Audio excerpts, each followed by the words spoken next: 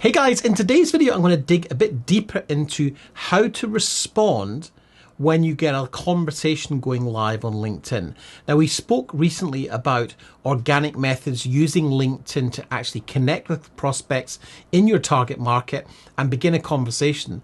But what happens when the conversation actually goes live? How do you begin to nurture that sense of relationship?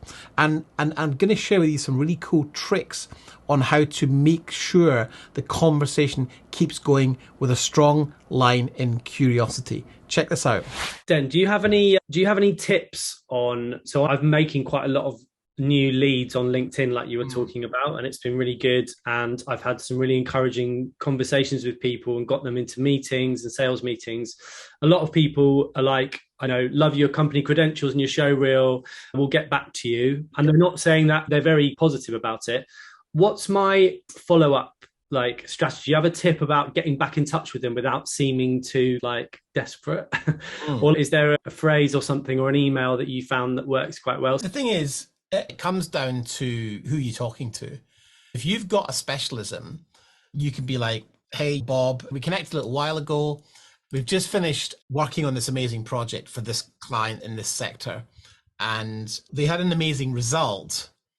And it was really cool shoot. And I think you might find it interesting because you're in a similar kind of space. Would you like me to send you it? So you got to use curiosity to engage someone in a reason why you're getting back in touch. Which comes back down to the niche again. If you're trying to serve everyone, it gets a bit more complicated. But sometimes just if you've got a good set of connections and you're like, hey, let's say there's a great, I don't know, give me an idea of one of the clients you might be talking to on LinkedIn. What kind of industries? We've actually, I tried a few different ones to start with, but we're actually just mainly now focusing on just approaching agencies, marketing agencies. How many have actually turned into something real? It's been 3 months so far and nothing has come through as a complete job yet, but I've had about maybe one positive sales call a week where they want me to follow up with them, basically. Yeah, but no sales yet. Not as yet, but it's still early days. So one of the challenges you'll have with agencies is that, do you think you're the only video production company that's approaching them and saying, hey, we'd love to work with you? No, absolutely not. I would imagine they have hundreds. Yeah. So you can still win the race by dropping it in touch and saying, hey, I just wanted to let you know we just finished this project. Can I send you a link to have a look at it?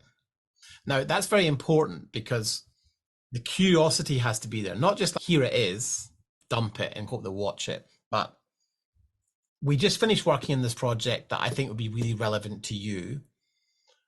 And I'd love to be able to share it with you. Would you like me to send you a copy?